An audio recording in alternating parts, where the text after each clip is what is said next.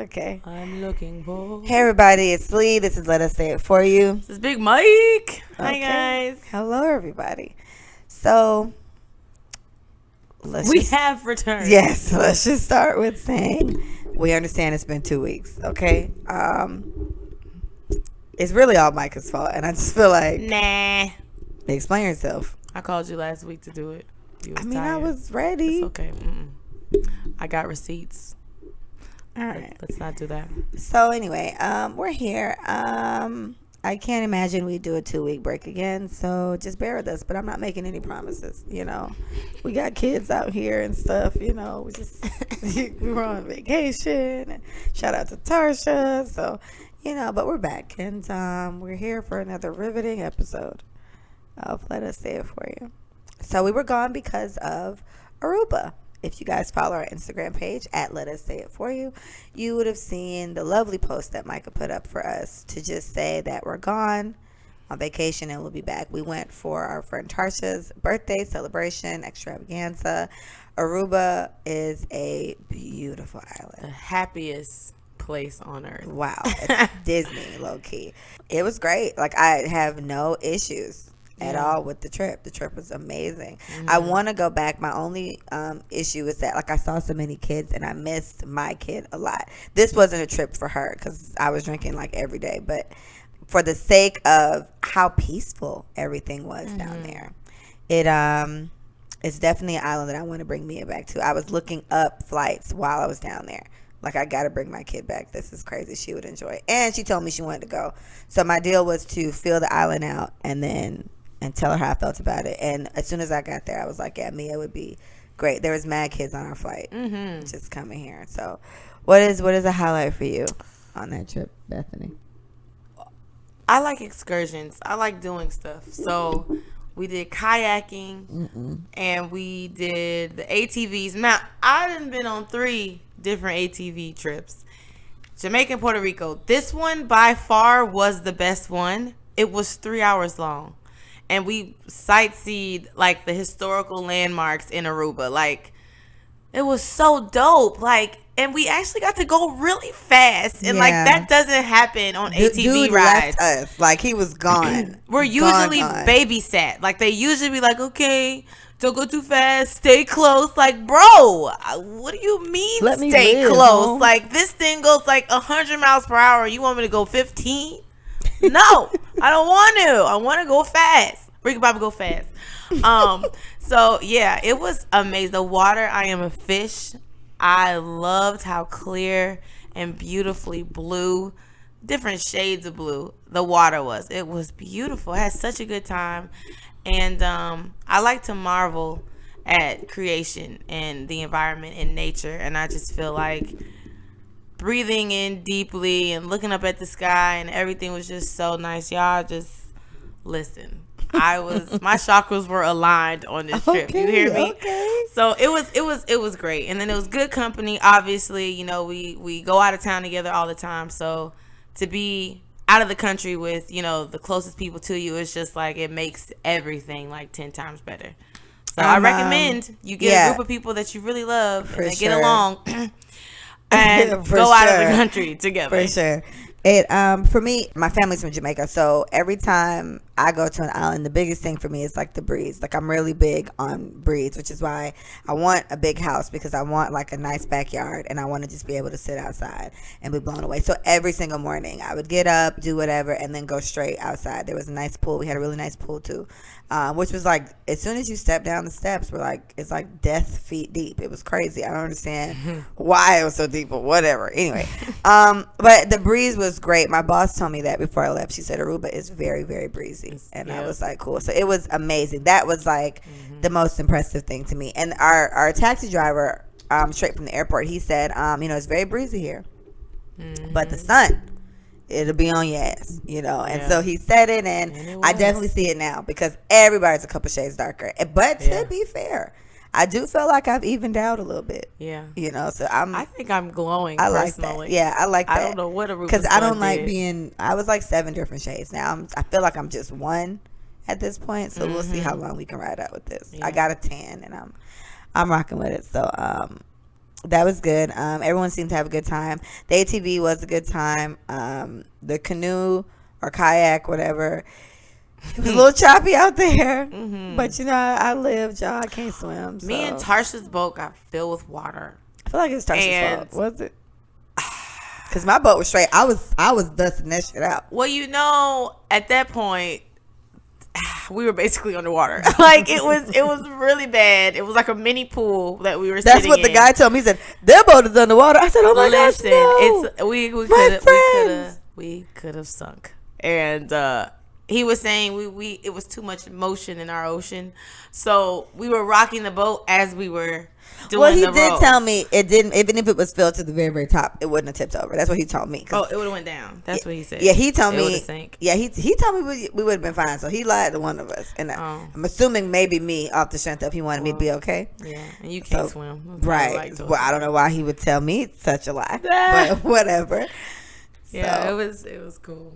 But yeah, it was a great trip. So on that, I guess what I can say in terms of stuff like that, I think it's very important to go on trips. I know so many people. I'm not from Florida. I was born in Michigan, and I lived in Jamaica, and then I came here. So in general, at least just off the strength of that, I've been to different places. I know so many people that have like never been on a plane, right? And obviously in Jamaica, that's common because they need visas for a lot of places they want to travel. So that side of my family, I understand that. But here, you can just get on a plane and go to Texas. Yeah. You know, just go visit Oklahoma, I guess, for whatever reason. Go see what Detroit is like if you want to see the snow. There's so many people that have just never, ever been anywhere. Right. And I really, really encourage you to stop that and just go see something. You know, if push comes to shove, go by yourself. Just go for like a weekend and just try to experience something else. Like, people from New York are like fascinated with down south people and vice versa. Like, I love the New York accent. It's very attractive to me. I was telling Michael, me and Michael agreed. We want a friend from Memphis. We like the way they talk. Their accents are awesome. And their personalities are they seem like really great people. So, you know, I'm just saying, I think it's important to try to, you know, just expand your horizon a little bit. Man. You know, see other things. You'd be surprised at what you learn and how different things are. And if we're really, really trying to do it, get your passport. I know a lot of people who don't have passports. Shout out to Ashley. I made Ashley get a passport because she wanted to come to Jamaica with me. So she had to get one to come, and it was quite a struggle, but sis got it. And that was her first time out of the country. And it was Jamaica, and it was lovely. She had a great time. She's coming back with me next year. So, you know, get your passport. I'm trying to figure out how much it is. I feel like it's $120. Okay, it's $110. If you do the speedy route, it's $200 and something. But that's after you get your itinerary to actually leave the country. So, side note, for those who think that it's just all is lost and you can't get your passport because it's just too late, it's never too late.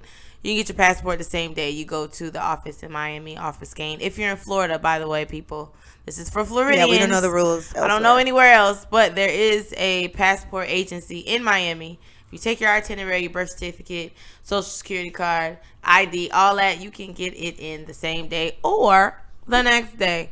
But you have to have proof of leaving the country. So that is way more expensive. Clearly, they have to expedite everything. But $110, go to your local city hall or passport agency and just get it just to have one. You may not go anywhere. True, but at the time you have it, but it's good to have one. Exactly, because that's the only way you can leave the country. Right. So you should definitely try to do that. Yeah. It'll be, even if you worst case scenario, $300. It'll be the best $300 you've ever spent because it will allow you to see different cultures, explore.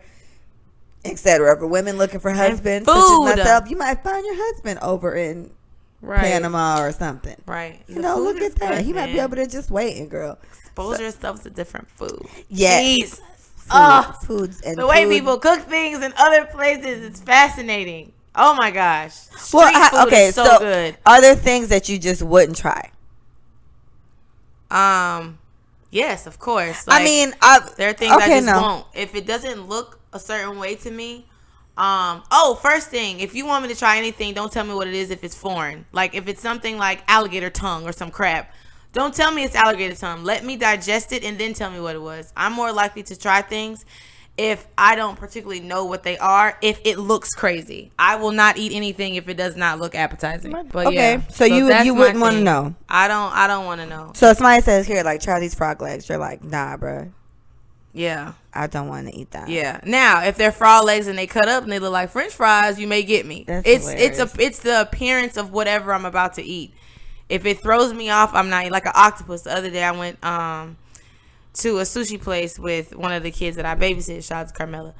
We went to a sushi spot, and she got a sushi with an octopus on top of it. It was a small red octopus.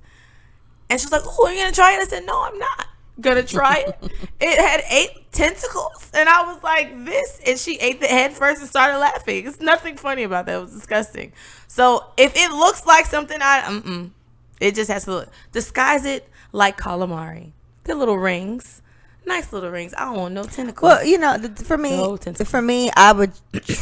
There's like the only thing I could see me just downright saying like you can't get, because I used to watch like Bizarre Foods. Oh, yeah. I used to watch like Anthony Bourdain and stuff like. So it's like I'm down to try a lot of stuff. The only thing I can see me downright just saying I cannot do that is like there are certain places where they eat like those big ass flying roaches.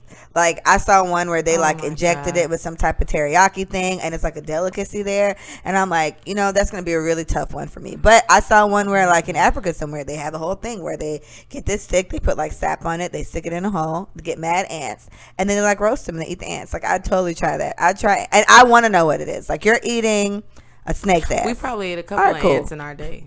In Jamaica I've eaten many ants, so it's just like, you know, it's cool. Yeah. But I want to know like, what is this? This is frog. This is something. Okay, what is it really though? It's frog legs. All right, cool. Let's try it. I just like, because even with the guy that tried like the flying roach, he was just like, you still bit it and taste like all the goop. It was just like teriyaki flavored. Guts. No. And I was like, y'all gonna have to make that like. And they say bugs have hella protein, and that may be true. It may be true, but I'm straight. No. Well, I guess that's probably the most, because I've asked a few people and they've given me your same exact answer. Either no, like hell no, I'm not gonna do it, or I'll try it, but don't tell me. I want to know, and I'm down to try it. Like there's places where they eat like shark. I learned that in the show. You can't eat shark like fresh off the bobby. Like you gotta literally like let that shit rot. It has to rot. It has to go bad like for either a couple weeks or like 7 days or something like that, and then it's edible. And I'm like, that's crazy. And the shit smells like ammonia. Like it smells like a perm in there. I'm like, all right, fuck it, let's go. Let's get some shark. Like I'd try it. There's like that blowfish thing though. Like literally you could die by eating it. Like it's like a 50-50 chance. It's like some crazy odds and people still do it. I wouldn't eat that. I'm not eating things. That's why I wouldn't like skydive, and this is why I'm scared to go in the ocean too much. There's like a solid chance of me dying. Let's not do that. So but I feel like it's a very slim chance of you dying for skydiving. I remember those rates being low. I mean, I understand that maybe the statistics show something else, but like I'm literally jumping out of an airplane. So there's not much anybody can tell me. Logical, but there's not. To me, I can more see people die in car crashes. I hear you, but I can definitely see the death there. So it's like, no, I'm not jumping out of an airplane. And then you want me to eat a fish that like could literally, it's not even like 50-50. It's like people literally die. Like you miss one why would you chance that? Like what the fuck does that? I low-key feel that thrill seekers are trying to find a way to end it all without doing it themselves. That's how I feel. I feel like it's more of an inner, you're searching for something that you haven't found. And I think when you test life limits and it's something going on there, and you don't have the courage. What was skydiving for you? Just like, it was like, because I felt like it was just an experience. You were like, fuck it, we're 25, let's do it. I wanted to see what it looked. I wanted to see the earth. I wanted to see what it looked like from above, and it was that probably was beautiful, like, and it was the most freeing feeling. And like everybody thinks, does it feel like the whole roller coaster drop thing? It's not even a roller, bro. Like literally, you would feel more falling from a bus. Like, you know how the bus moves and you sleep, and like you wake up and you like it like bumps against something and you fall. You feel more doing that than you do falling out of a plane. Like literally, you jumping feel out of a plane. Absolutely nothing. And like you're not alone. Like this is tandem jumping. So you jump with someone who's been doing this for years, jumping out of hella planes maybe 15 times a day. And they're basically leading everything and making you feel like you're doing something. But initially, you feel nothing. You feel nothing at all. But to see, like, and I even got a picture. it almost seemed like you could see the Earth's curve. Oh my God, it was crazy to see that up there, y'all. So yes, and I low-key feel like that's not thrill seeking. Like I need something to define that my life is worth living. I don't think skydiving is that. Bungee jumping, I believe that's more deadly than skydiving, because crashing against a rock and you're literally a bungee, like you are tied by the ankle, y'all, and you drop off of a cliff, and if you do it wrong you can knock back and like what, you're done. Like you're done. You follow the plane. I saw this one thing where they have this thing where like it's kind of like bungee jumping, but you sit in a chair and then the chair leans back. It's like and they're like, oh, almost got you. Oh, almost got you. And then they just drop you and you just like swing. That is hilarious. That is terrifying to me. It's just like Will Smith did it and it looked real cool. Jada did it too. The chair thing? Oh, you mean bungee Will jumping? made Jada do it. Bungee jumping? Yep. Bungee jumping from a plane. He did 2 in 1 actually for his 50th birthday. Well, shout out to Check it out. Smith. He did like a whole bunch of cool things for his 50th. Shout out to Will Smith and his Instagram. It's Jeez, nice. That is an incredible Instagram, man. Nice. What a way to capture your life. And Jada seem like such happy beings. Shout out to them. Yeah, they're nice. Okay, so with the bungee jumping thing and the whole thrill seeking thing, I thought about that, and it was just like, you know, people do these things because you said for what? You feel like they do it on the strength of why is my life? Yeah, give me reason like to you're show. Trying to kind of like I don't know, like I don't want to say cheat life or cheat death. Like you're trying to do something to make your life more meaningful. So if you live after this experience, that means you're supposed to be here. Like, oh, I have a purpose. Like, okay, because I could have died. Because remember, it's like 1 in 10 chances that I could have died, and like you were the chance that lived, and it's like, you feel me? Now I have meaning. Now I can live my life purposeful. Yeah. I feel like some people do things like that. Like the people who free fall from buildings without parachutes, like they building jump, like skyscrapers, like that's a thing. And like that, I don't understand. I don't understand. Like, you know how tall skyscrapers are? And they literally jump from building to building.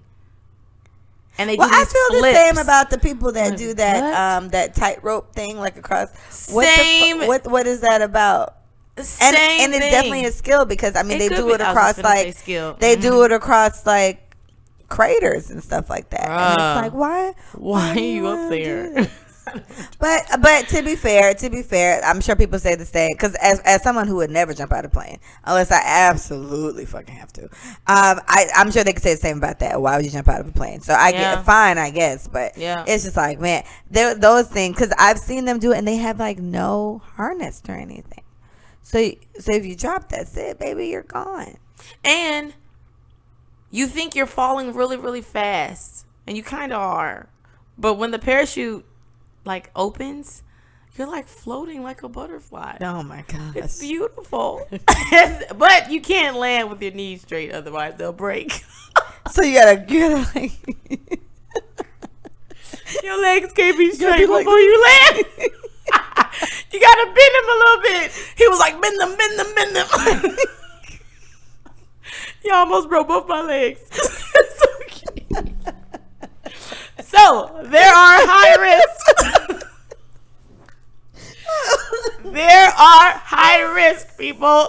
Listen to your instructor. You break your leg. He knows best. Oh, okay. Man, that was funny. So let's do this. Okay, so I put this on the page the other day. What job would you have if money didn't matter? Ooh, I literally said this the other day. Y'all, I would love to just do makeup, do my own makeup, put on really pretty clothes, and take pictures all day. Hey. And just eat and just be waited on hand and foot. I think that is the most fun. Shopping. Oh is that God. No, but what job? That's not a job. Is that a job? Models do that. I would model. Sorry. I'd be a model. But no, okay. What would I do if money didn't matter? Right. Funny thing, money is important to me, but it's not that important to me. Clearly I could have got a desk job right out of college, but I wanted to do something that I loved, and I'm doing things that I love. So Money and what would it be? That's a tough one. What job would you do if money didn't matter? So instead of doing whatever you do now, what would you do? Mind. What, be a stripper? Yeah, I'd be a stripper, but I mean, they make good money. You make good money. You can dance, sis. Yeah. So you'd make a good income. I'd like to think I'd be able to make good money off my shape. I can't really do too much, but I've seen a lot of lazy strippers. So I feel like I have, and they make. I'd make something. Too. Yeah, I'd do well. If you have yours, you can go. I'm going to keep thinking about mine. Because I know what I would be, what I wish I would have stayed in school to be. But what I would be if money didn't matter, I would probably be like literally like babysitter for like newborns and like 6-month-old babies. You know how much I love babies. So I would just sit there and play with like tiny ass babies all day. I know I do that. I don't know how much they get paid, but the lifestyle I be living, I don't think it can fund what I'm trying to do. Yeah. So I'd probably like play with babies all day. If money didn't matter, I would just sit there and watch little babies. If you were a nanny, nannies get paid pretty well. And I do nanny, by the way. Shout out to the nannies out there. But yeah, you would honestly get paid. If anything before 6 months, you can get paid crazy money. Yeah, it was expensive to send me to daycare, so I'm pretty sure. And for your child at the school I worked at, it was $1,000 a month. Jeez. So think about that investment. That makes sense though, because for me it was $2. It's a lot of care. It was $207 per week. Yeah. To send me. Manny was tight, but we did it though. It was a lot. It's a lot. Of care. My baby had to be safe, honey. Constant care. Okay, well then let me switch this then. What job would you do, or do you wish you stayed like in school to do, or something like that? Like in my case, I'd be an earth and space scientist. Okay. I love earth and space, with like a minor in oceanography or a special in this. So I know everything about the earth and space. You know how much the water freaks me out, but I know a lot about it. Right. So that would be my dream job had I been able to get past these math classes and science classes, and math. Yeah, like Leah didn't have that in her, but in another life, that's me. Right. So I thought longer about this. We had a little mini break. And I am really good at impersonating different people.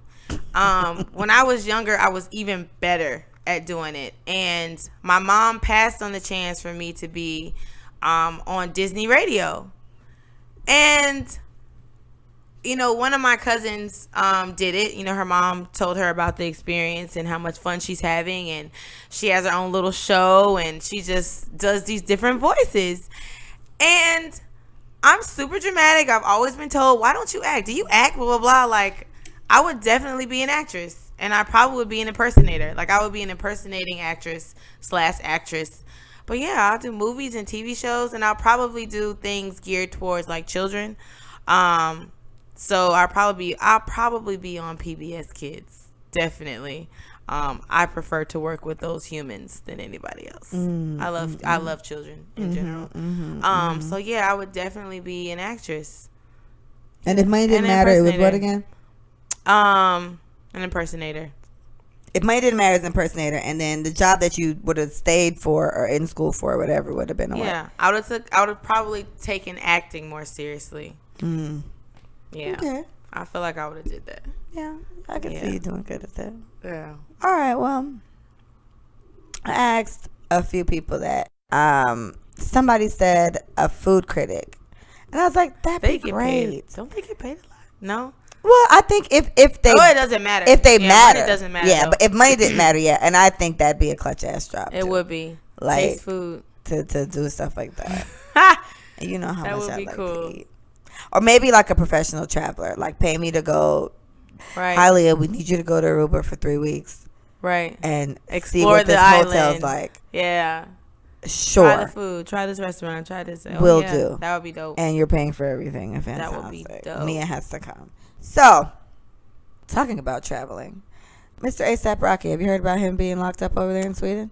Yes. How you he feel got about into that? a fight with a couple of people, and he's being treated poorly, and Kim Kardashian asked the president to... Yeah. So, when I heard he was over there, I was like, oh no, poor A$AP. And then all these, from what I understand, there's a recording of the whole back and forth of the fight or whatever. And he was defending himself. Like, that's not even up for debate. Like, he really was minding his business. Somebody was fucking with him, fine. But everyone like standing for him, there's like a whole other group of black people that was just like, for what?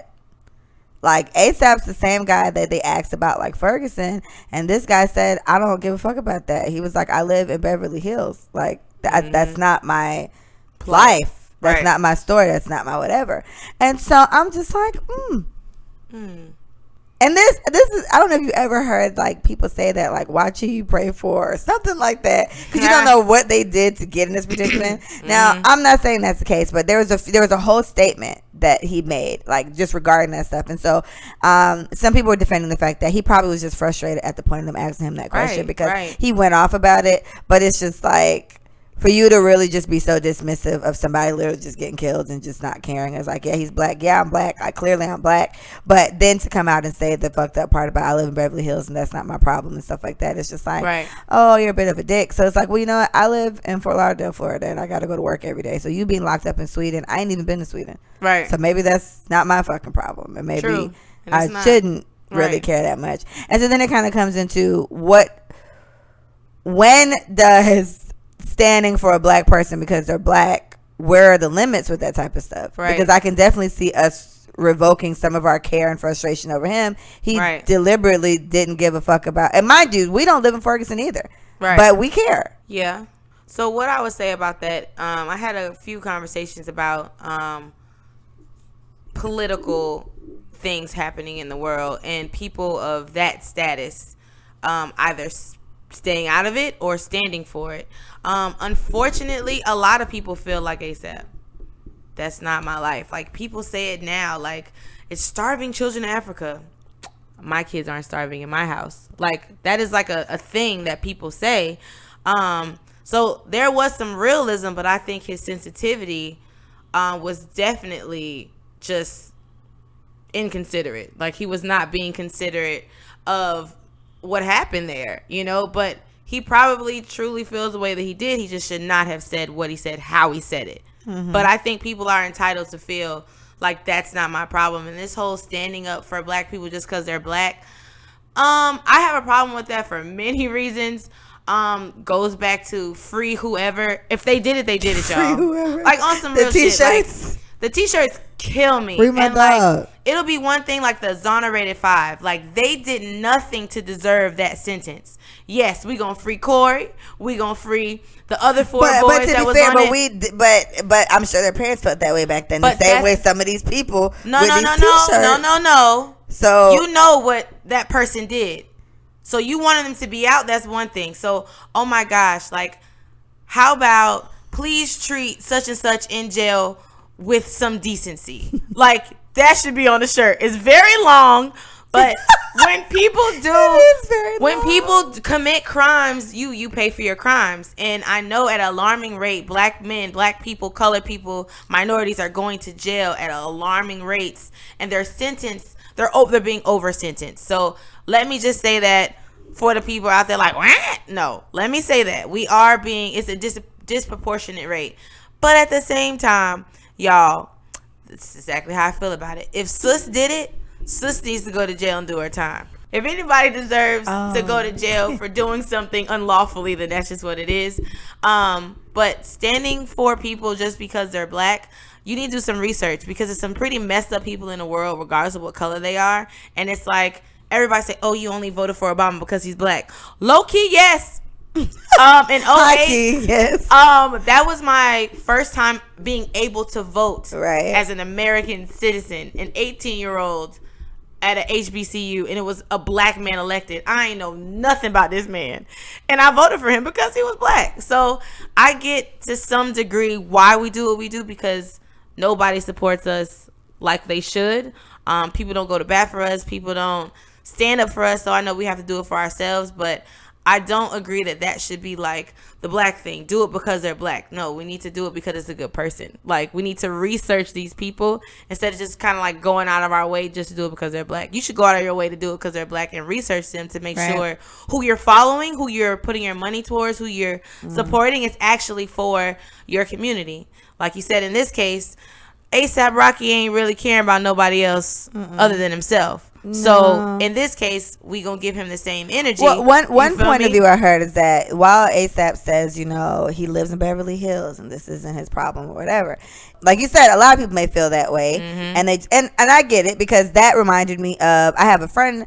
They kind of he didn't say it as aggressively as Mr. Kodak said it, but basically he prefers light skinned girls. Mind you, he's blacker than me. Yeah, but his preference. And my thing is, that's understandable. But I said to him, which is the same thing I'd say to Mr. ASAP or anybody else that has an opinion like that. There's nothing wrong with having that preference, but maybe you shouldn't fucking say it, because it makes you sound like an asshole. And it's like, you can't only like light skinned girls, even though you're blacker than this table that this laptop is on. Right. However, you can just keep that to yourself. Yeah. You don't have to say it, because it brings more negative attention on you than anything else to just come out and say stuff like that. And so it kind of goes in the same thing with ASAP. Maybe ASAP doesn't care about what's happening in Ferguson because he lives in Beverly Hills with the rich and the privileged. But here we go. Like, I live in Fort Lauderdale with the middle class or whatever the fuck we are, and I don't give a fuck about your rich definitely. You're in Sweden. Give them the same locked energy. up. So it's like, there was a few people that brought, it was a whole thread of it. Like, y'all sitting here standing for ASAP. He said this. He said this. He said this. Yeah. And there was a list of things. Yeah. Like, he even had his own light skinned girls or white. Like, he had a whole list of things. Like, if I find it, I'll post it on the page. But there's a lot of weird things he said in regards to black people, and we're sitting here giving a fuck about him being locked up in Sweden for what? I'm not sure where ASAP is from. Where is he from? Do you know? I have no clue. But at the end of the day, that just sounds like, self-hate. That's what I chuck it up to. Any black issue in the community, I self-hate. Post-traumatic slave syndrome. I'm sorry. I'm going to go to the death to that. Everything that we have going on, it is post-traumatic slave syndrome, and I don't care. But yes, he's not a good person. So the whole black community standing for him, give him the same energy he gave y'all when they were talking about Ferguson. Give him exactly what he gives back. What podcast? What's the freaking podcast? Jason Lee. I was listening to his podcast, and he was just like, maybe, because he's friends with A$AP Rocky, so he was like, maybe this situation is what it'll take for him to care more about black people and the way they're treated everywhere else. And I'm like, maybe, true. And sometimes you need to feel it, in order to care. But it's like, you ain't been rich your whole life. There's no fucking way you haven't felt it. I don't know where he's from.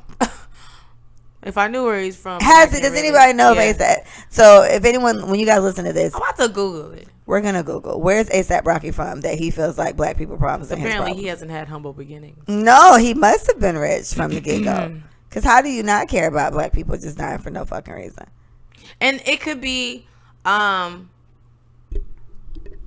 people, forget where you came from because you're going where you are. You know what I'm saying? Like you're at the point of success. All your family's taken care of, whatever. So you totally forget about where you came from. You know what I'm saying? So a lot of people in our community do that.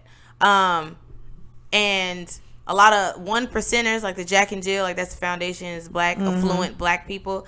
They don't give to causes that help their communities, their black communities. You know what I'm saying? So I honestly think it's like, we have worked so hard to get to where we are. I'm not trying to think about poverty. I'm not trying to care about little Timmy or Auntie Jan down the that goes to what I said. Wow, fine. I've worked so hard. I'm a professional basketball player. I bust my ass however long, or I'm a rapper that finally made it and I got all this money, or whatever it is. I've worked so hard. I don't want to think about poverty.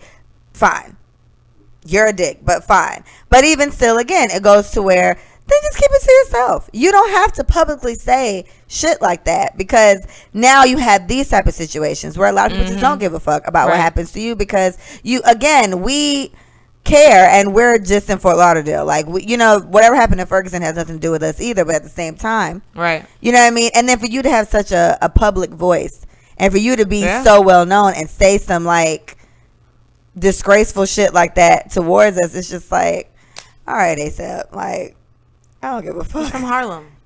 Oh, New York. Is he? It got to be rough in New York in some areas. Isn't that where Tiana from? Harlem. A Rose in Harlem. Wow. Harlem, get your friend. ASAP. Get his ass. Wow. Okay, so while we're on the topic of these type of things and this self-hate stuff or whatever, Micah and I went to Las Olas the night we met up with Jordan. Shout out to Jordan. It was like a month or two ago now, about 2. So we were coming back, and some guys were like not viciously, they were just like trying to talk to Micah. And it was one of the guys who was trying to talk to Micah. And then Micah was like, no, I can't. And then his homeboy said, if she was light skinned, she would have talked to you. What the fuck does that mean? I don't even understand that. Because usually you would hear guys preferring light skinned girls. So I get that, but he was like, if she was light skinned, she would have talked to you. And I'm just like, so is that meaning light skinned girls talk to everybody? Is that what that means, light skinned girls? Huh. So y'all talk to everybody? Well, that's a messed up. Yeah, I wish I could talk to this young fella to figure out why he feels like that's the case. If she was light skinned, she would have talked to you. Huh. Well, and you know, I have a light skinned friend in particular, Paige. She hates being called light skinned. She hates it. Every time somebody references the color of her skin, she gets very aggravated. And I think I feel most people need to start getting more outraged with that, because there is a light skin privilege going around. But you know, y'all get a different type of attention. You know what I'm saying? Like it's more glorified. It's more privilege. You get more opportunities. Like that's kind of like how the world has painted it for Black Americans who are shades lighter. But at the same time, she hates it because of all the stereotypes that comes with being light skinned. I'm pretty sure there's a lot. I don't know them all because I'm not light skinned. I know all the stereotypes of being the dark skinned girl. Yeah, all of them. Every single last one of them, from hair to what the type of food I eat. Like, you know what I'm saying? Like, I know them all. So I think it would be interesting to know, ladies, this is the question, light skinned women, what are the stereotypes that people have assumed that you have because you're light skinned? I only know a few. But his comments seemed as if he was saying all light-skinned women are low-key easy. Like, you have a better shot of talking to a light-skinned woman than you do a dark-skinned woman. I saw one where they were like, all light-skinned girls have big foreheads. I thought that was funny. Oh, damn. I thought that was funny. That's a little, that's better than calling a bitch easy. Like, that's terrible. Yeah. But, okay, so then we had a guest at my house one night, and she's light skinned, and so she just went on this whole rant about how she gets treated worse because she was light skinned. It was the time y'all went to brunch and I didn't come, but y'all came to my house that night. And were we watching a show, or I think y'all just came over? Yeah, so she had this whole thing, and we're just going on. She was just like, no, you know, I'm treated worse because I'm light skinned. And I was like, where? What world do you live in? Yeah, where are you treated worse for that? So I want to say she was just tipsy or something, because for one, she was getting on my fucking nerves, and you can see it on my face when I'm aggravated. And we were in my house, so she was this close, y'all, to getting kicked the fuck out. She was loud too. She's a little belligerent, but she had this whole back and forth about how, you know, she gets treated really bad because she's light skinned and dark skinned girls get it better. And we were just like, me and Mike were just like, where does that happen? Where and what way? Right. In what regard? Be realistic about it. Like, just historically, light skinned people get treated better. That is a historical. That's not even. And she had no legit examples. Like, she had no legitimate examples of what happened, and I just kept asking where, when, what happened to you for you to feel that way. And I think that's that shame of being light skinned and all of that coming with the privilege. I think the same thing goes for white people who say slavery wasn't that bad. It's the shame that makes you feel like, I can't believe we did that. It had to be for a good reason, blah, blah, blah. No. Light-skinned people get treated bad too. Like, you know what I'm saying? Like, trying to even the playing field because of, you feel bad that you get treated better because of your skin tone. Some people, like I said, Paige hates it. She doesn't like anything that comes with that. So she tries to say, no, I'm brown. Like, she makes that a thing. So I feel like the only way that I can give this girl any kind of slack, because it did not make any sense, because she could not give us any references to what she was talking about, is she didn't want to be singled out like every other light-skinned girl that has hella privilege in front of in a room full of darkies, essentially. Oh gosh, darkies. That's what they called us, guys. That's what they called us back in the day, guys. We were darkies. But yeah, so come on, y'all. Just be realistic. Colorism is so real. It is. And I think, so that's why she annoyed me. And at this point, you know, I'm going to chuck it up to her just being drunk or just because they went to brunch that day and they had a good time. I saw the snap. So everybody had a good time. But she went on and on about that. And it was like, baby girl, that's not the case. And so it was annoying for me. It even goes to where these white girls now, like there was a whole thing a couple months ago where the white girls, like they put on this makeup and they literally get shades like mad darker and they look super tan. But a lot of these white girls actually look black. They just look like light skinned girls. Yeah, and they get gigs based off of it. Did you hear that part? No, I didn't know. Yeah, they got based off that. It was a blackface situation. Amanda Seales kind of talked briefly about it. But yeah, it was a white woman who was a model. And I mean, white woman, like freckles, white. Like, yeah, I think she even had red hair. To be honest, oh, she was a ginger. She dyed her hair. Gingers are cute. She dyed her hair. She did. And she got lip injections. And when she put her makeup on, and she tans. So she tans. When she puts her makeup on, so she looked like a light skin 355. She looked foreign. She did not look like a European woman. She looked like she was from an island, or she was Latin, or she was a light-skinned black woman. The hairstyles that she also did resembled what black women do to their hair when it's straight or when it's curly. So it was even on the reel, and they put a picture of her, normally Susan, walking down the street, and then Keisha on the left, and they're the same person, and she got hella gigs because of that look. She wasn't getting booked for Susan. She was getting booked for Keisha. Yeah. So there's that whole thing to say, you know, people love exotic looking women. People love light skinned women. They love women of color because it's creative in our hair or whatever. But yeah, she literally said, no, I was not doing this to look black. Like I am actually part black. Like she went on, but her mother and her father are white. So she tried to make it a thing where, no, I'm not doing this so that I can basically, it's appropriation. It's appropriation on another level. So women are doing that. You know what I'm saying? Like changing their skin tone because it does matter. You know what I'm saying? Like it is favoritism towards that. So on the people, the one that I saw, they had at least 4 or 5 different like, you know, Instagram models or whatever. And they looked black. Like they didn't look exotic. They looked like black women. And I just thought they were just like light skinned girls from whatever. But then they showed their before and after. And it's like you go down their whole like page. And she had one picture of her looking the way she normally looked, but it was the most recent one. And it was because she was getting like chewed out about it. And I was like, damn, sis looks like not black as fuck, but black as fuck. You know what I mean? And it was like, damn. So being black is cool. It is. Oh my gosh, check that out. It's been cool though. They want you to believe it's not, and so they just take everything and put it on themselves and then call it cool. So everybody listening out there, black is beautiful. You're beautiful. You've been worth it. You've been the shit. It's just hard to admit for other. And that reminds me of my kids. So I went natural. It's been 3 years now. May made 3 years. So I went natural 3 years ago. And Micah had been trying to get me to go natural for a long time. But I was like, no, I don't have time to deal with, you know, all this. And so her sell to me was, because of your texture, you'd be able to do wash and goes. I was like, I don't know what that is, but whatever.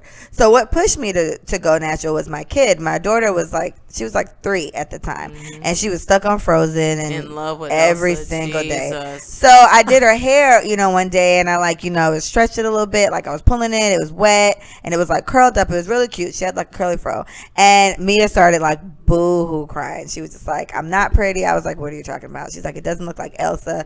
And I got instantly aggravated because I'm like, this bitch is not even real. It's my baby wants to look like my baby. Yes, and I was so hurt. And at the time, I don't know, I either just got weave out or was weaved up, one of them, and I was just like, my baby sees shit like this and just feels like this is how people are supposed to look, and I look crazy. So she was crying. I started crying. I told her, "You're beautiful. It's okay." I told her dad. He had a whole hissy fit about it. He was like, "This is crazy." So I went natural after that. After that, I was like, you know what? Forget it. However it looks coming out my head, I'm going to show you that. So Mia is about to be 7. She's going to be 7 next month. And Mia's like gun-ho about her hair now. Like, because I had to cut all my hair off. Mike could cut all my hair off. Or most of it. Like, I had like a baby fro. It was cute. And Mia was dying laughing. She was just like, "Oh, mommy, I have way more hair than you." I was like, true, you you lit. And she loves these type of things now. And this is even like, when I like take my daughter to the store, we only buy black dolls. Right. So we only buy there's only black Barbies in the house. We had a whole bunch of Anna and Elsas. I ain't bought one of them in a long time because of this. I do think representation is important. When I was growing up, I had a million Barbies and I had like 6 baby dolls. Like, I've been baby crazy my whole life. So back then there weren't that many black dolls, right? There were no black Barbies at all. Oh my gosh, how old are we now that I'm saying back the Kenya then? doll. I had a Kenya doll when I was 6. Okay, I had Barbies. Yeah. So I had mad Barbies, and they were all white, and that was the case. And so, but Mia, we only buy black dolls. We only buy black Barbies, black babies, or whatever. And it was funny because the last time I took her to the store to buy her doll, a black girl was in there. She was with her kid or her niece. I'm not sure, but it's another little girl. And so we're in there, and I was like, "All right, Mia, you can only get the black one." She was like, "Yeah." I said, "What about hers?" No, I didn't even say it yet. She was like, "Mommy, what about her? She's brown." And I was like, "Yeah, she's brown." And then I showed her like this black doll. Like, sis had a fro. She had on like this African print. Diva sis. Yeah, she was, and I was like, "Look at this chocolate queen." And so Mia was just like, yeah, I want this one. I want the chocolate queen. I was like, cool. So she got the chocolate queen, and then the girl that was next to me, she was looking and she was like, get a black doll. Get a black doll. So I started laughing. She's like, "Is that what you always do?" And I was like, "Yeah."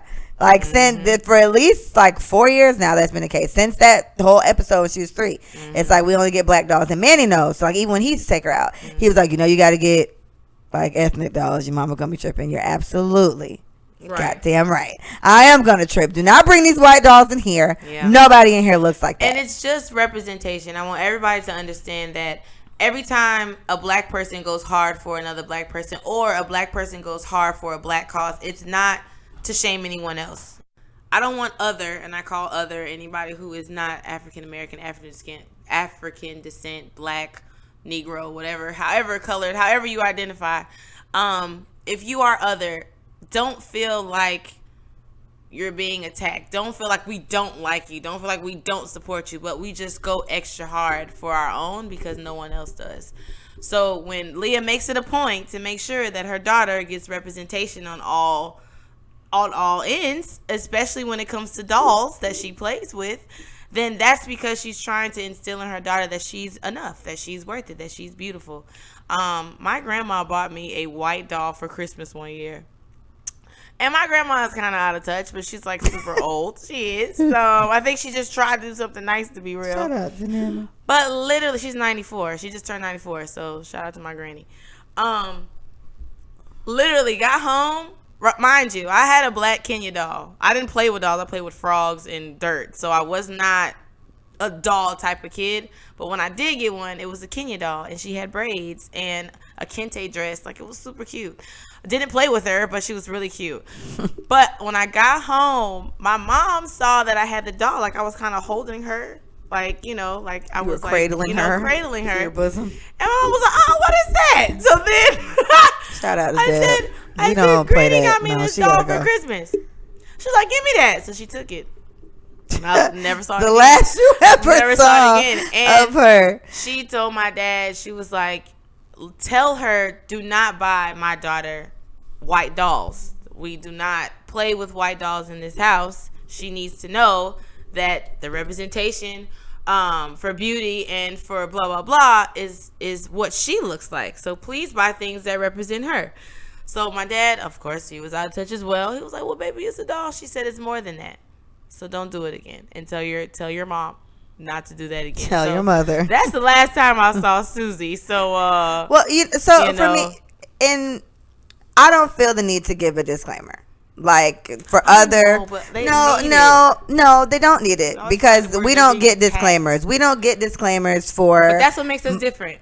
But that's what I'm saying. Me deciding in my house that I, as a black woman, wants to give my black kid black dolls. That has nothing to do with other Andy, Sandy, Matt, nothing. Like, you know, it has nothing to do with that. So I say it all the time. I say it like every time we go out, black dolls. And I don't, it could be 66 white people next to me. You're going to hear that black girl tell her black kid that we're going to get black dolls. And that's just kind of end of it. And if white people feel no need to give us disclaimers for why commercials only like mostly white people. I have no disclaimer at all to give about why there's no black dolls in my house. It's between me and how I want to raise my kid. They gotta just. And I say that I wish somebody would come to me and say, "Why do you only let your kid play with black?" Excuse. And that'll be a teachable moment. But yeah, so like I said, what I did say is we are different, and we are used to being oppressed, and we are used to being mistreated, and we don't want anybody else to feel that way. So I think that's why. We tiptoe around certain issues because we know how it feels. And I know most times it's uncomfortable to kind of adjust that. So you are a opinionated, strong, direct person that can easily say in front of a crowd of 66 white people that, hey, we're only getting black dolls and have no effect. I know a lot of black people that couldn't do that. No qualms. Because it's just uncomfortable to do because then you have to bring attention to you being black and them being white. I mean, but it depends because also in a situation where me in the middle of Walmart. Yeah. Hey! But this isn't about your situation. We're only getting the black one. Yeah, this isn't about your situation. I'm just talking about in general because every time we say that we're supporting us and we're doing things for us, blah, blah, blah. It seems to be a problem. They always think that it's because it's in spite of them or we don't like them or we're against them. It's not about that. So I only drove that point home for you to look inside yourself and stop thinking everything is about you because it's not. It's not. The point is representation is very important for our people because we've been lost for so long. So please get off of your high horse when you hear any black mother or black father say anything that is just about their ethnicity to their kids or to their family or whoever's around. Take yourself out of it. Stop being sensitive because you honestly don't have the right to be. And if you are being sensitive, then that's something that you need to ask yourself because you may truly be a racist. And that may be hard to admit. Nobody wants to swallow that. I get it. Nobody wants to deal with that. Nobody wants to be racist. Or think about it. I totally get it. I mean, people hate you for that. Well, that's like what I can say for other black moms, black dads out there when it comes to representation for your kids. As I mentioned, like I went natural for my daughter because she thought she wasn't pretty because she did not look like an animated character. This was a white woman with white hair. And it was a nice long, it was a nice little braid sis had. Like Elsa shit was late. But my kid felt like she was not pretty. She was 3 and she was crying hysterically because she did not look like that. Right. And that was it for me. Like I was over it. So like literally, I didn't tell you this. This happened to me when I was taking Mia's beads out last week. Mia, I had to use like the spray bottle a little bit because you keep in the hair too long, all that the little knot. So I'm doing that to get it out. And then Mia pulls a piece of hair and she's like, "Oh, mommy, look at it. It curled. It's so pretty." I started crying.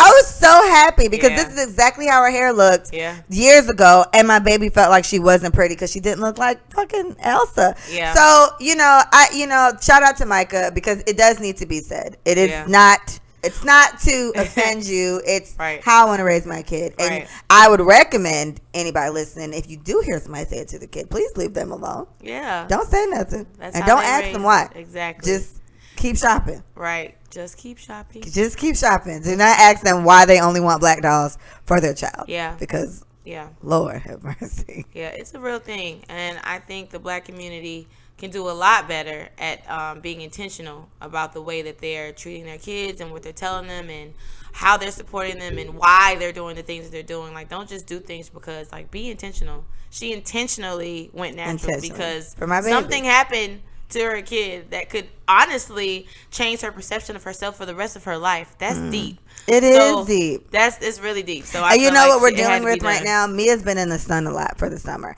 and Mia is tanned.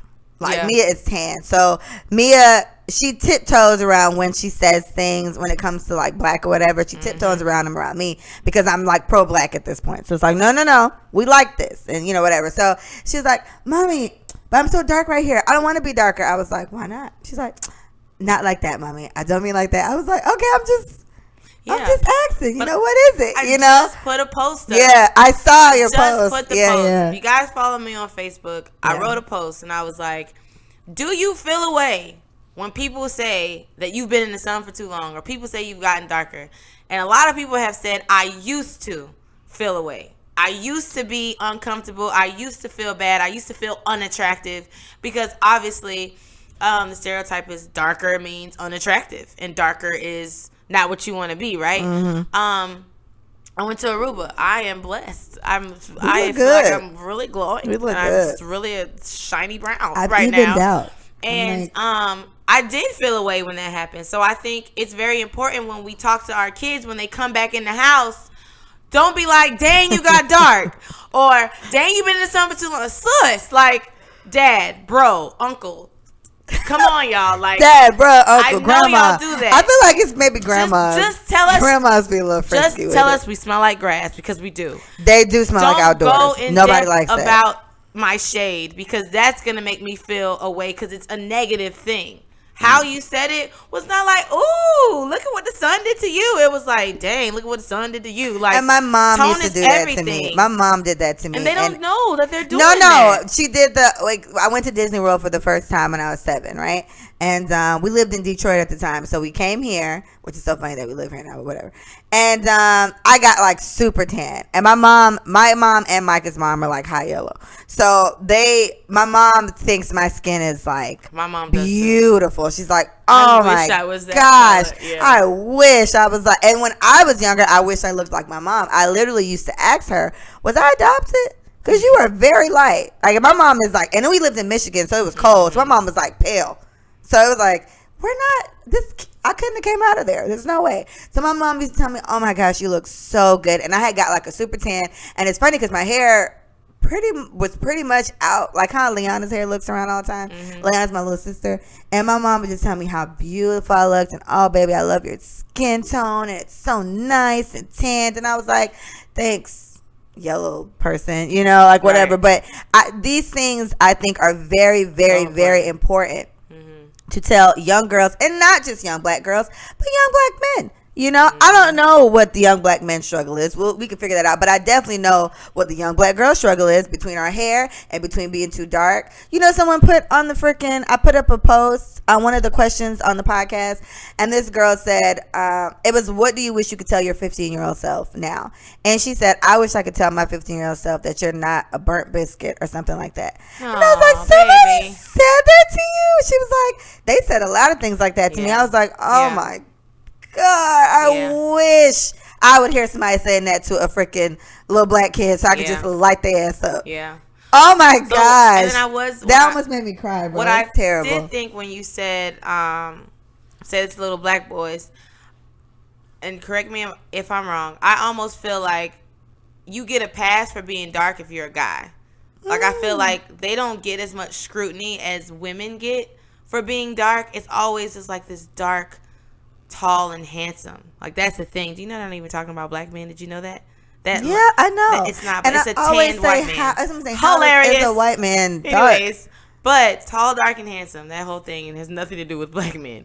But I almost feel like, I don't know, and I guess because I'm a girl. I can see that. I can see that. I would think that maybe the only time, and it's not, black guys, please tell us what the struggle is as black guys. We know what black girls go through, obviously, but I would think maybe like if he's really, really, really dark, that I can see maybe if he get teased from that. But like a normal black guy, I can't see. I never heard it. Let me not say that. I've never seen what the teasing or whatever was from that. But to be fair, I've always been this color. Maybe a little lighter, like when I lived in Michigan, because I wasn't in the sun as much. But I didn't get teased.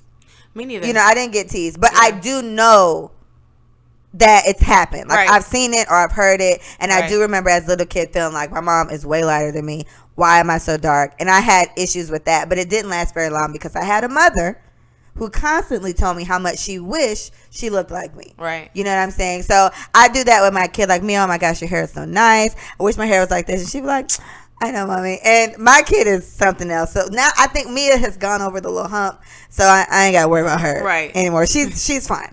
sis is pretty content with herself. But I do think it's very, very, very, very important, parents, black parents, to please tell your kids that they're good enough. Please let them know that this skin color is fantastic. And that post, I think I sent it in one of our group chats one time. It was like, when you see a little dark skinned girl, please tell her that she's beautiful. She should not have to wait until she's in college to know that she's beautiful, the way she looks, her complexion, the natural hair. I always see the post about, when you support natural hair, don't just support the 3A, 3B, do the fours and stuff like that too, because it's true. If you're team natural hair, then you're team all of it. And having kids, and you can just really, really change their whole outlook on stuff, because when they go to school, little kids are mean. Yeah, they are. As fuck. Like, they're mean. So, you know, try to build up a wall of security there for your kid before you send them out into this harsh world. Yeah. You know, my kid is super straight, and we're going to keep doing that, because she has everyone around me at this point, I think, at least on my side, is natural. Yep. So what else does Mia know? You know what I'm saying? And we constantly tell her how cute she is. What she does need. At this point, we might need to stop. Yeah, we need to stop telling her she look good. She's like, I know. Yeah, we need to humble her. We need to humble her a little bit. I know. I don't know how. But I just think it's really, really important to do that. So, you know, I'm team make kids feel good. I saw a little black girl the other day, and I told her she was really pretty, and she said thank you. And she wasn't just like, oh, thank you. She was just like, thank you. Almost like, who is this weird woman trying to kidnap me? Maybe. Right. But in my heart, I was like, oh my gosh, nobody tells me this enough. Yeah. That's how I felt. But who knows? Maybe she thought I was a predator. So that's good. She was skeptical of my approach. I think it's really important to notice when you're feeling a certain way based off of the whole colorism thing. Is it the frog? No.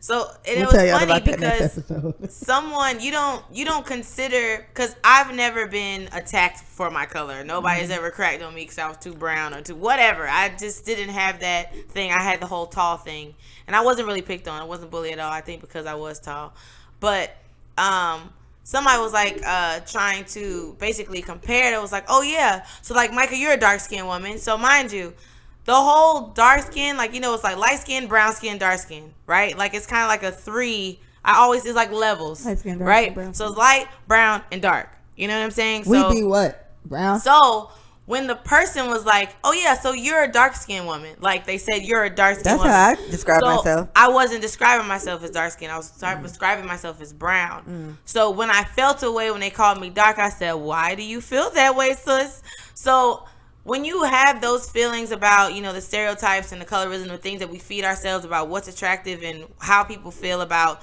colors and, you know, the levels of beauty and all that, like, you need to, like, self-assess. Like, I had to really be like, why did I even feel a way when they called me dark skin?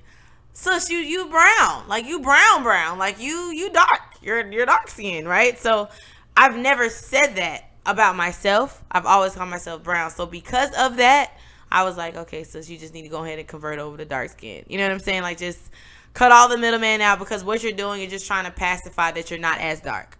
So, well, what Mia does is when, and I say, you know, we're black, she's like, but we're not black, we're brown. Because essentially we are brown. And I was like, all right, cool. So Mia says brown people. It's like I told you the story earlier. Oh, mommy, can I get this doll? She's brown. Mia doesn't say black, she says brown. And I'm like, you know what? I'm cool with that. And we're not black. And I'm cool with that. And to be real, black was made up. To be honest. And so if you really want to historically go there, black was made up.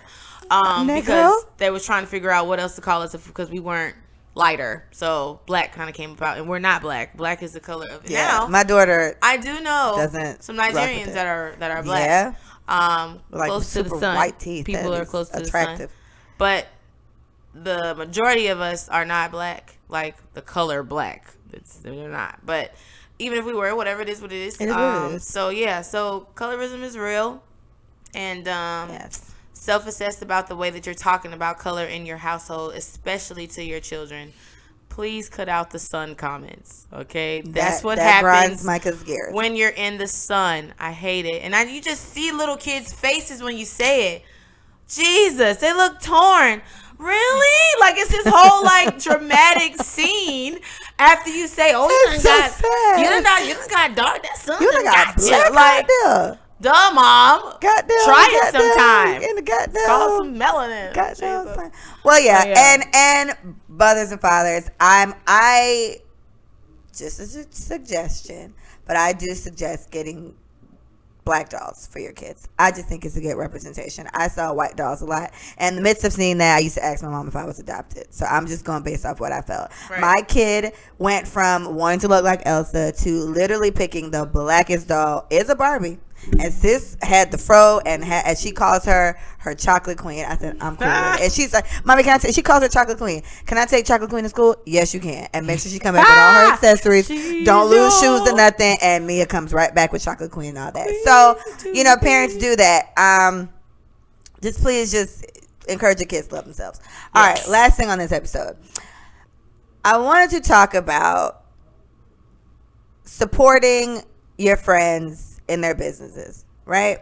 And again, all the friends I know that have businesses are black, so I'm kind of talking about that. But it's like I have, you know, Micah has multiple things that Micah does. We got Paige is fitness queen. You know, we have people around us that do so many things, and I get very aggravated when there's an idea of, if I'm getting something from Micah, well, Micah has to give me some type of discount because like it's Micah and whatever. The places that you go to get whatever service Micah provides, I guess for the most part, let's say hair. Micah does hair, right? So if anybody wants to get their hair done from Micah and they ask me how much does Micah charge, I'll direct them to Micah, or I'll tell Micah to tell me and I send it on. If Micah says $1,000, either pay it or go somewhere else. Because if someone else told you that, depending on who the words, you would do it. It just kind of is what it is. I don't like the idea of getting it from my friend should automatically mean it's a discount. I don't think that's something that you should just expect to be handed to you or given to you. And even if they're not your friend, they're just another fellow black person out there doing their thing. I don't think it should be a given that you get some type of discount. Definitely. Now, if they offer it, by all means, if you want to, sure, especially if it's something expensive, right? But in Micah's case, Micah, your shirts are how much? Well, $18 with 20 in person. Okay. My hats are $30-something maybe. I know people who literally spend like $100 on their nails.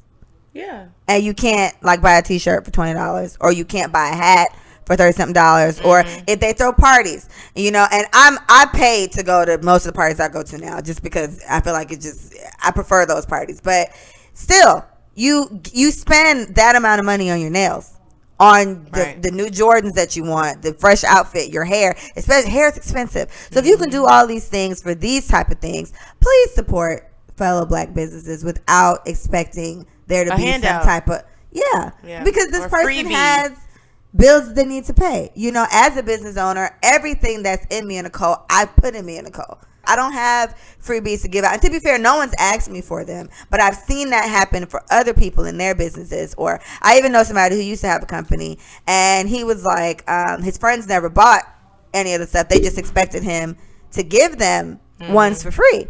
And that bothered me so much, because I'm just like, I was dating this person and I bought one of what they had. And I'm like, if I'm with you and I'm paying for it, why do they feel like it's something that should just be handed to them on the strength of we boys, so you should just do it? Right. So I think you should take a good look into that. And I did see a post that said, if your friends have businesses and you're not supporting them, then what are you doing? And I think that's a really good question. Right. So I had a conversation with someone a while ago talking about this, and you may not like the product. How about that? You may not like the hat. You may not like the shirt. You like, you know what, sis? I see what you're doing. I don't like it. Personally, I wouldn't wear it. You know what I'm saying? You're entitled to that. Yeah. But as simple as posting or reposting, our friends have this thing where we have something going on. We have an event. We put in a group chat. Hey, guys, whenever you get the time, can you post this? People, you need to ask your people to help you out. Because sometimes they're not going to do it themselves. And that's okay, too. You know what I'm saying? Like, and it's no, you gotta give a little. They just don't even think about it. They don't think about it. Them putting it in the group chat does help. Right, and I'm like, okay, cool, and that the group chat's muted. But if they'll tell me, Leah, okay, cool, and I'll post it, and it's at the end of the day, you gotta ask for help too. You know what I'm saying? Yeah. So, hey, can y'all post at 5:00 on Wednesday? It gets the most traffic. I need people to show up. Boom.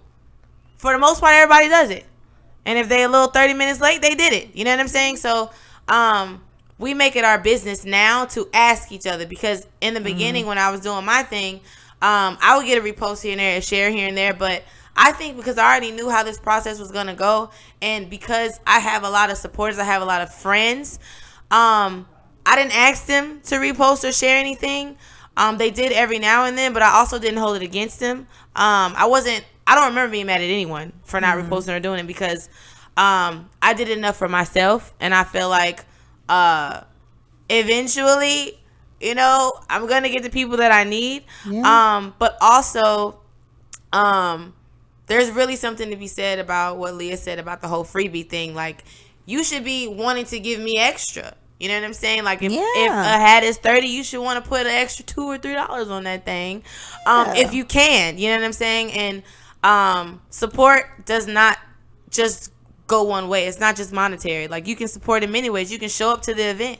You know what I'm saying? You couldn't pay for it, but you're there and you're helping, passing things out, and you are assisting people, and you're making sure everybody's good. Like, whatever the event is, whatever it is, you can support in multiple ways. So I know a lot of people feel like you're not supporting if you ain't paying. The good thing about all of this is it's not just monetary. Yeah. You can support in 1,001 ways, but they just need to feel that you're there. So yeah, and that's what I'm saying. I just feel like it's because I saw what you said about you may not like the products. And so this was like a year or two ago I saw this, and they were just like, yeah, just because you have a business doesn't mean I have to support it because I don't even like what it is. And my thing is, I get that, you know, you don't have, but like you said, you don't have to like what it is. Right. You don't have to be a dick about it though. You know what I mean? And it's like, if if someone's starting a business or whatever, like, I'm not telling you you have to eat the food if you don't like the way it looks. You don't have to buy the hats if you don't like the way they fit. You don't have to buy the t-shirts if it's not your swing. But I think it's true. Like, if your friends have businesses and you're not supporting them, and what are you doing? And I believe that that's the case. Like, that's what you're doing. You hating. Or and you know what? Here's what I always say. I'm big on, like, me and Mike are really big on self-assessing. And for me, if Micah says I'm making t-shirts, if my as her, obviously I'm her friend, so the first response, I'm obviously happy for her. But if we're not close, we weren't as close as we were, and Mike is making shirts, and my initial response isn't, oh my gosh, I'm really happy for her, or I just don't even care at all. Anything else in between these two, you got to ask yourself why that's the case. If you feel any ounce of negativity at all, why would you feel negative about Micah making shirts? Right. Why would you feel negative about Leah making hats? Why would you feel negative about Leah starting a podcast? There's a lot of things you need to ask yourself. Why does me saying this, or Micah announcing this, why would that somehow manifest some negativity? You need to sit down and have a talk with yourself and figure out what the fuck is wrong with you, or what it is that's generating these type of feelings, because this is a positive thing, whether you like it or not. And if you don't like it, why? Yeah. You know what I mean? So I think, I don't know, that kind of threw me off, because anytime if I know of a business that someone's having, I try to support it. Anyway, I know a girl that makes soaps, I bought soaps. I know a girl that sells lipstick, I bought lipstick. There's another girl that sells clothes. I tried to get it on there, but I got to email her personally, so I do that. I try to support in any type of way, because I'll easily spend, I spend like $60 on food. So if I can do that, you know what, today we're going to spend $30 on food, and we're going to spend the other $30 buying something that supports this situation, whether or not. I got a friend that was selling jewelry. I don't even think she when I ordered it, she texted me and was like, babe, I wasn't even really doing this that much anymore. Like, you're like the first order I've gotten in a long time. And literally all this jewelry is still in the bag. I don't wear jewelry like that at all. Right. But I was proud of her. I was like, you know, shout out to you for venturing out and trying something new. Right. I spent a light little $20-something, and it was nothing. And that's just showing support in some type of way. So just think about that. Again, if it's not a happy feeling you get when you see this, or if you just in general don't care, like you have no feel at all, but you get like a negative feeling, you need to ask yourself why, because it can't really be anything else but hate. Yeah. Like, that kind of sounds like hate. Yeah. And I know people repost ridiculous things, like fights. I hate watching fights. Funny cats, but you know, these are things that they like, you know what I'm saying? So I'm not trying to tell you or monitor your page, but like I said, this goes back to you asking the people to share something of yours, because people are entitled to put whatever they want on their page, and they may not want a whole bunch of mixtapes, honestly, y'all. To be real, like, shout out to my dog. Don't do the struggling rappers like that. What's his name? Manny. Oh my God. Manny Fresh, bro. You snapped on that Meg the Stallion beat, bro. You snapped. Personally, I don't want it on my page. I don't want certain things on my page, and I'm entitled to do that, but I like it. You feel me? Like, if somebody asks me about up and coming rappers, I got a whole list of them. But it's just certain things that I just don't want to repost because of the content that you're saying. You may be cursing. It's just certain things I don't want on my page. You know what I'm saying? So you got to respect that too. But to ask a friend, bruh, can you share this at this time? You know what I'm saying? Like, you repost ridiculous things all day. All day. The least you can do is repost that I'm having a pop-up shop. From 3 to 5. Don't report us, please. No abuse. Please. No spam. The least you can do is shout us out at 5 o'clock or just mention in your story. I don't even care where it goes, but if they ask you, you know what I'm saying? Like, you shouldn't have a problem doing it. Because if you do have a problem doing it, you're just mad that they got up and did something that you didn't. Yeah. So all those people feeling away, you may want to start your things. You may ask some questions. You know what I'm saying? Like, if you want what they have, hey, I just read a post today that says, stop thinking the market is too oversaturated, because it's not. You know, we need to see more people doing more things alike, because somebody's going to have something different to offer, bro. Like, right. Apple and Samsung, prime example. Like, it's mad makeup things, and Riri came out with Fenty. I got mad Mac because of the shades. She did something different with something that has been lasting. It's been here for forever. Women are always going to wear makeup. Always.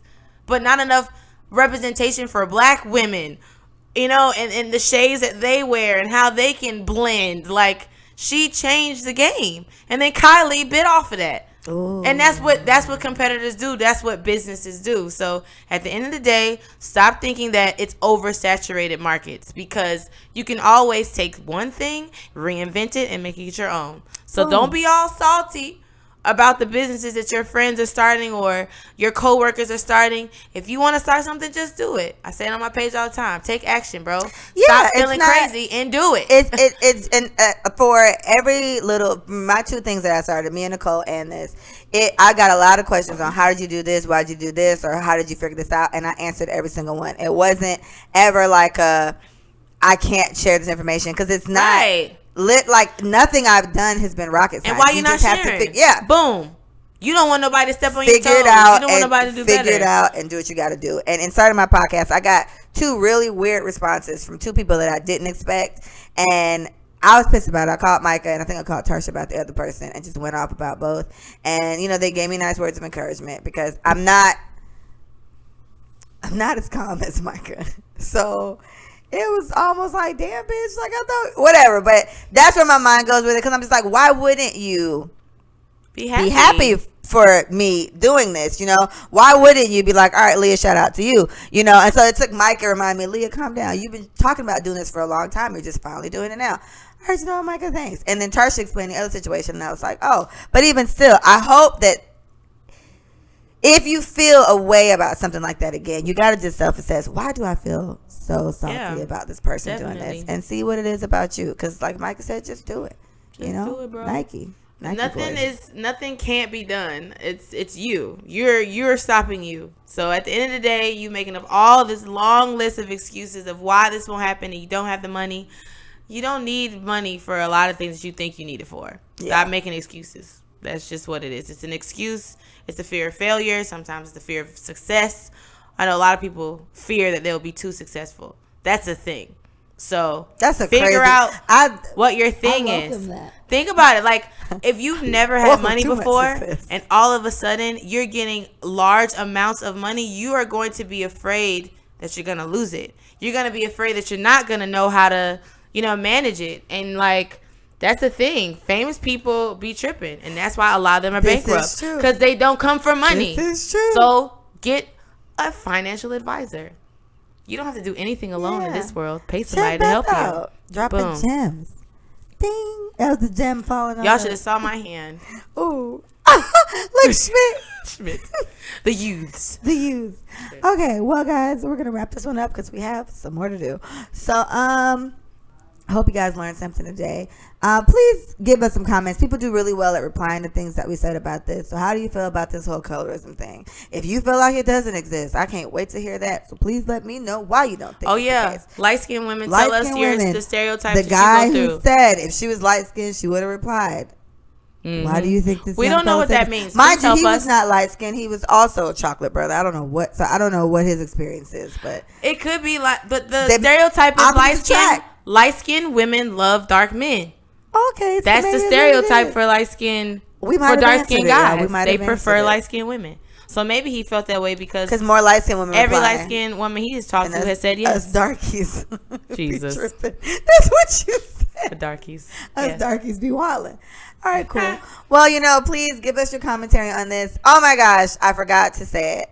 I'm going to say it again on the next episode. We are now on iHeart. So the podcast is officially on every single stream of podcasts. Every single place that I listen to podcasts. So this was a major achievement for me. I felt really good about this. I didn't shed a tear, but almost. Y'all, I was this close to crying. So the podcast is now officially on everywhere that I listen to podcasts, which means you can find us everywhere. YouTube is the only one that takes time because I have to turn it into a video, and it's a process, y'all. So y'all, that usually takes like an hour or so after it posts everywhere else. But just listen. We ain't got videos up yet, so just chill. Soon come. Soon. So anyway, thank you guys so much for listening. I hope you guys learned something today. Shout out to all the black girls and black boys out there. You're awesome. Shout out to you guys. Please tell your kids that. Leave them with something peaceful, Micah. Think about why you're only supporting black people because they're black. That's the thing, yes, but do a little bit more research on the person. Make sure that you're going to bat for somebody who's worth it. Boom. All right, thanks, guys.